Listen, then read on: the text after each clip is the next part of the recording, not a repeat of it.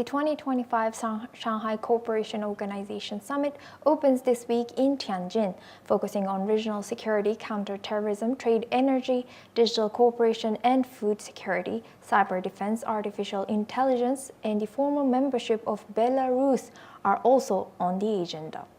The summit runs from August 31st to September 1st, with over 20 world leaders and 10 international organizations expected to attend.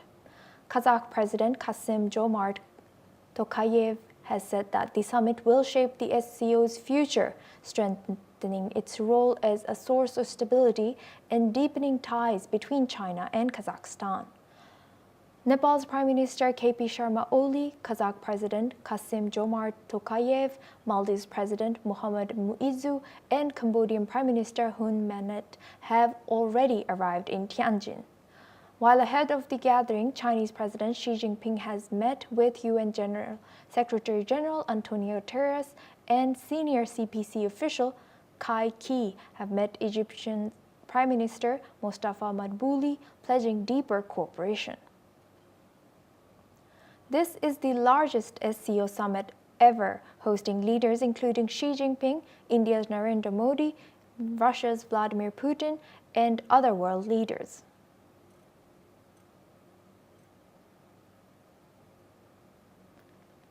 Here's what some residents in Tianjin have said. 我们太兴奋了，感觉到是我们的骄傲和荣幸。我们天津人非常的感觉到幸福，能在我们这儿开，我们家乡开啊，我们感觉很骄傲，很自豪。这个交通到现在呢，这块儿应该非常便利了，什么地铁、公交是吧？但是这几天呢，因为我们的上海这个峰会在我们天津开，所以相对比较重视这个交通。 但是呢，这个天津市政府呢规定了是31号跟1号这2天，就相对的一个。Now this is significant as 20 leaders join, more than 20 leaders are joining the summit in Tianjin. There are 10 international organizations, including UN, is joining, and Belarus has been awaiting its more formal inclusion into this bloc. Now we are eyeing Indian Prime Minister Narendra Modi as well as Russian President Vladimir Putin, and Xi Jinping might have trilateral as well. And this is after 7 years. Xi Jinping is meeting with Prime Minister Modi in Chinese soil. So this is very significant, and it shows the gravity of this summit in Tianjin taking place from today. 20 world leaders, more than 20 world leaders, among them 10 are the member states. It includes India, Pakistan, Kazakhstan, Belarus, Kazakhstan, and China, of course. They are going to be all meeting in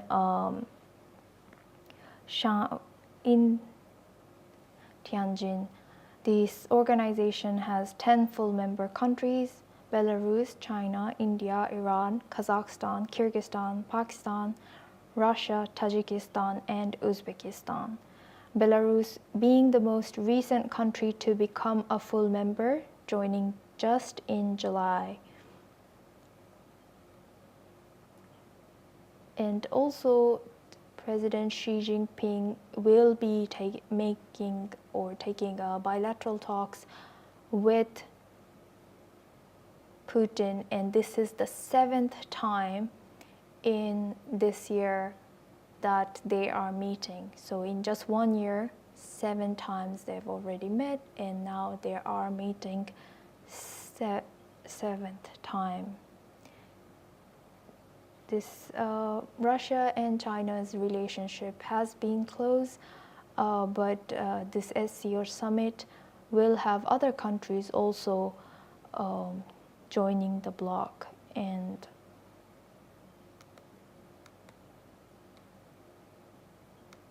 joining the bloc, and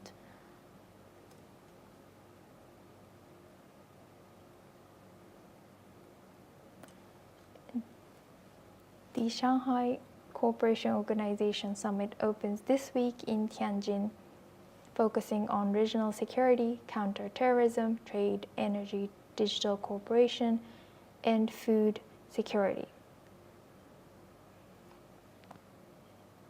The 2025 Shanghai Cooperation Organization Summit opens this week in Tianjin, focusing on regional security, counter-terrorism, trade, energy, digital cooperation, and food security, cyber defense, artificial intelligence, and the formal membership of Belarus are also in this agenda.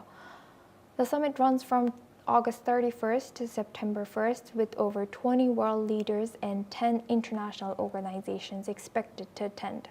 Kazakh President Kassym-Jomart Tokayev has said that the summit will shape the SCO's future, strengthening its role as a source of stability and deepening ties between China as well as Kazakhstan.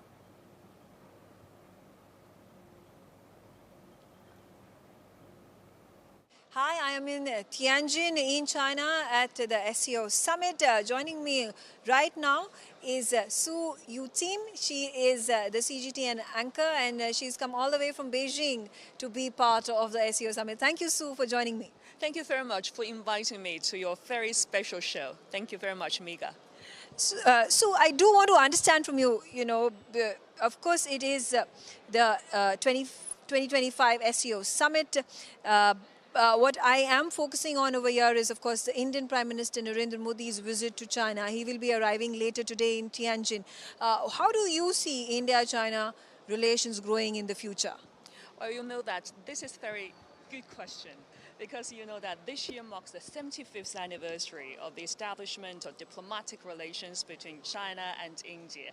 And we know that China and India are two very ancient civilizations with the long history of the friendly relations over the past 75 years. So it is very significant year today. And you know that you've mentioned Prime Minister from India, Narendra Modi, will visit here in Tianjin and also to attend the SCO summit here in Tianjin. And that is a very good opportunity to boost the bilateral relationship. And you mentioned that this is a very significant event, and we believe that this will be a good opportunity for the both sides to come together to forge ahead the bilateral relationship. And we know that a couple of weeks ago, Chinese Foreign Minister Wang Yi has visited New Delhi and held talks with Indian Prime Minister Narendra Modi. They met together, and that is a very fruitful meeting between the two sides, because they said China and India are not rivals, they are partners. That is a very significant signal sent by both sides.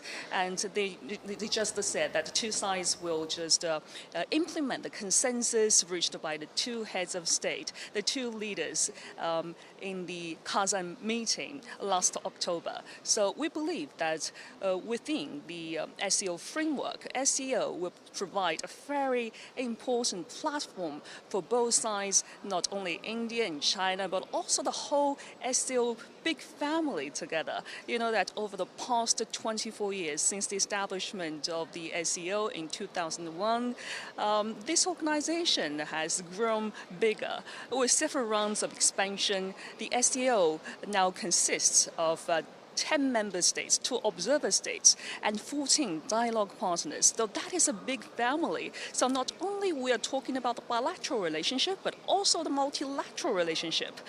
The leaders gathering together, they will talk about many issues, including the international issues and the regional issues together, covering a wide range of areas, including economy, energy, cultural, and people-to-people exchanges. So we are hopeful that lots of media, including you from NewsX from India and me from CGTN, will collaborate together to make this coverage more significant and very successful. And we're looking forward to the fruitful outcomes coming out from this upcoming summit. Right, absolutely. You've succinctly put it how we envisage the SCO summit. I do also want to understand from you, what role does each of the SCO summit members play in the current state of global affairs, particularly when it comes to trade, comes to people connect, and culture amongst the member nations of the SCO? Well, this year we have lots of highlights, as you mentioned, not only the economy, trade, cultural people-to-people exchanges, and also many other areas will be covered, and lots of topics to be discussed. And you know that during this year's SCO summit, there will be lots of outcomes. One of them is the Tianjin Declaration, and also the leaders will also give us a very bright blueprint for the next few years. That is the strategic development plan for the next 10 years towards 2035. And you know that this SCO summit in Tianjin is also very significant because it coincides with the 80th anniversary of the victory of Chinese People's War of resistance against the Japanese aggression, and also the 80th anniversary of the victory of the World War II, and also the 80th anniversary of the United Nations funding. So that is very significant. The world is now calling for more peace and justice and fairness. And as the SCO member states, the observer states, and dialogue partners, and those countries far beyond Eurasia, China and India and many other countries are calling for the collective voices from the global south to help in the building of a shared community in the common destiny. That is very significant for the both countries, not only India and China, but also many other member states from the SCO members. They will come together to calling for the collective voices of the global south in the building of a community with a shared future for humanity. And lots of countries from the Belt and Road Initiative, that is the Silk Road Economic Belt and 21st Century Maritime Silk Road, as well, will gather together to boost the economy, trade, investment, people-to-people, and cultural exchanges. So we're hopeful that there will be lots of outcomes coming out of this SCO Tianjin Summit. Thank you. Thank you, Su Yu-Ting, for joining me and talking to us on NewsX. Thank you very much, Amiga Sharma from NewsX. Thank you very much indeed. We hope that you will enjoy this trip here in Tianjin, and looking forward to seeing you next time in Beijing, our CGTN headquarters. I look forward to it as well. Thank you. Thank you very much, CGTN News anchor Su Yu-Ting and my colleague and Senior Executive Editor Megha Sharma for joining us live from Tianjin. Now we move on to our guest discussion with Gilbert Doctorow. He's a Russian affairs expert, joins us live from Brussels. Thank you very much for joining us again. Good to see you. Now, President Xi is hosting a very high-profile SCO summit this year, including Russian President. What message do you think China is hoping to send to the global community through this gathering? I think it is going to emphasize the consolidation, the growing consolidation of Eurasia and of the global South in an agenda for a multipolar world. The fact that Putin is going to China for the SCO is in response to the Chinese president's visit to Moscow for the 80th anniversary celebrations of the end of the War of Europe. So that is